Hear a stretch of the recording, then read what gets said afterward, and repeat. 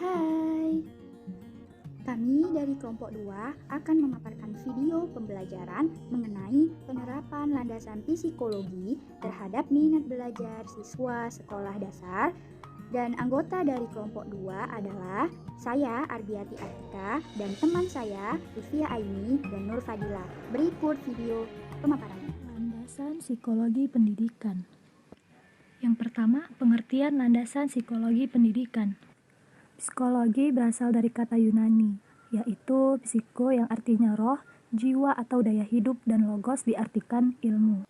Secara etimologi, psikologi berarti ilmu yang mempelajari tentang jiwa, baik mengenai gejalanya, prosesnya, maupun latar belakangnya.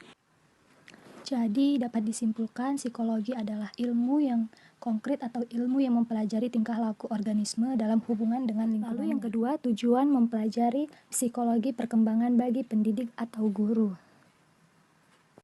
Tujuannya yaitu yang pertama dapat memilih metode pengajaran dan menggunakan bahasa yang sesuai dengan tingkat perkembangan pemahaman murid-murid. Yang kedua dapat memilih dan materi pendidikan dan pengajaran yang sesuai dengan kebutuhan anak didik pada tiap tingkat perkembangan tertentu.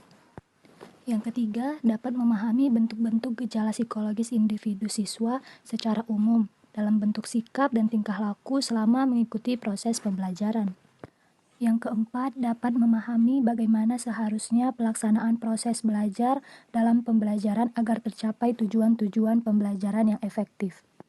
Dan yang terakhir, dapat membantu dan memahami karakter siswa dalam mengembangkan berbagai jenis kemampuan dan potensi yang dimiliki dalam bentuk proses-proses pembelajaran yang berbasis pengembangan siswa. Selanjutnya, yang ketiga, tujuan mempelajari psikologi perkembangan bagi peserta didik atau siswa. Tujuan yang pertama, memberikan, mengukur, dan menerangkan perubahan dalam tingkah laku serta kemampuan yang sedang berkembang sesuai dengan tingkat usia yang mempunyai ciri-ciri bagi anak di mana saja dan dalam lingkungan sekolah. Yang kedua, mempelajari karakteristik umum perkembangan peserta didik baik secara fisik, kognitif, maupun psikososial. Tujuan yang ketiga, mempelajari perbedaan-perbedaan yang bersifat pribadi pada tahapan atau masa perkembangan tertentu.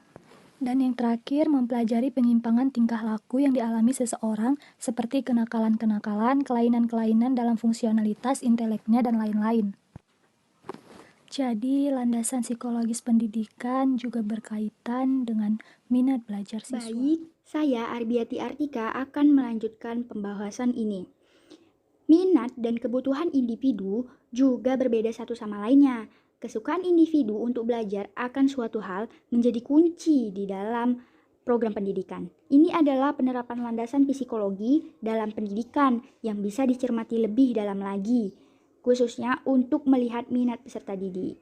Nah, minat adalah suatu pemusatan perhatian yang mengandung unsur-unsur kesenangan, perasaan, kecenderungan hati, keinginan yang tidak disengaja, yang sifatnya aktif untuk menerima sesuatu dari lingkungan. Bila dihubungkan dengan proses belajar, maka minat dapat diartikan sebagai keseluruhan daya penggerak untuk melakukan kegiatan belajar. Untuk menentukan minat belajar seseorang dapat dilihat pada 5 aspek, yaitu diantaranya 1. Rajin dalam belajar. 2. Tekun dalam belajar. 3. Rajin dalam mengerjakan tugas. 4. Memiliki jadwal belajar. Dan 5. Disiplin dalam belajar. Nah, 5 aspek inilah yang bisa kita jadikan indikator untuk melihat bahwa anak atau siswa memiliki minat belajar yang tinggi atau tidak. Jadi, dapat ditarik kesimpulan bahwa minat merupakan faktor psikologis yang akan mempengaruhi belajar. Minat yang dapat menunjang belajar adalah minat kepada bahan pelajaran dan kepada guru yang mengajarinya. Jadi, apabila siswa tidak berminat kepada bahan pelajaran dan juga kepada gurunya, otomatis siswa tidak akan mau belajar. Oleh karena itu, guru harus memberi motivasi agar siswa mau belajar dan memperhatikan pelajaran. Guru perlu sekali mengenali minat-minat muridnya. Karena itu, penting bagi guru untuk memilih bahan ajaran, merencanakan pengalaman-pengalaman belajar, menuntun mereka ke arah pengetahuan, dan mendorong motivasi belajar mereka. Nah, itu dia penerapan landasan psikologis terhadap minat belajar siswa. Mungkin itu saja yang bisa saya sampaikan. Baik, selanjutnya saya akan menjelaskan fungsi minat belajar. Yang pertama, minat mempengaruhi bentuk intensitas cita-cita. Sebagai contoh, anak yang berminat pada olahraga, maka cita-citanya adalah menjadi olahragawan yang berprestasi. Sedangkan anak yang berminat pada kesehatan fisiknya, maka cita-citanya menjadi dokter. Yang kedua, minat sebagai tenaga pendorong yang kuat. Minat anak untuk menguasai pelajaran bisa mendorongnya untuk belajar kelompok di tempat temannya meskipun suasana sedang hujan. Yang ketiga, prestasi selalu dipengaruhi oleh jenis dan intensitas. Minat seseorang meskipun diajar oleh guru yang sama dan diberi pelajaran yang sama, antara satu anak dan yang lain mendapatkan jumlah pengetahuan yang berbeda. Hal ini terjadi karena berbedanya daya serap mereka dan daya serap ini dipengaruhi oleh intensitas mereka. Yang keempat, minat yang terbentuk sejak kecil atau masa kanak-kanak sering terbawa seumur hidup karena minat membawa kepuasan. Minat menjadi guru yang telah terbentuk sejak kecil sebagai misal akan terus terbawa sampai hal ini menjadi kenyataan.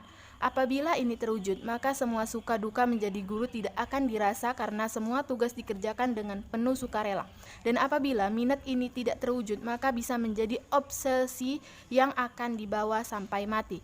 Fungsi minat dalam belajar lebih besar sebagai motivating force, yaitu kekuatan yang mendorong siswa untuk belajar. Siswa yang berminat kepada pelajaran akan tampak terdorong terus untuk tekun belajar. Berbeda dengan siswa yang sikapnya hanya menerima pelajaran. Mereka hanya bergerak untuk mau belajar tetapi sulit untuk terus tekun karena tidak ada pendorongnya. Selanjutnya, upaya untuk menumbuhkan minat belajar. Yang pertama, berusaha membuka diri. Kedua, mengaplikasikannya dalam kehidupan sehari-hari. Ketiga, mencari teman untuk belajar. Keempat, menyesuaikan dengan kemampuan. Kelima, menggunakan media pembelajaran. Keenam, mengetahui masalah yang dialami. Dan yang ketujuh, belajar yang bisa untuk karir di masa depan.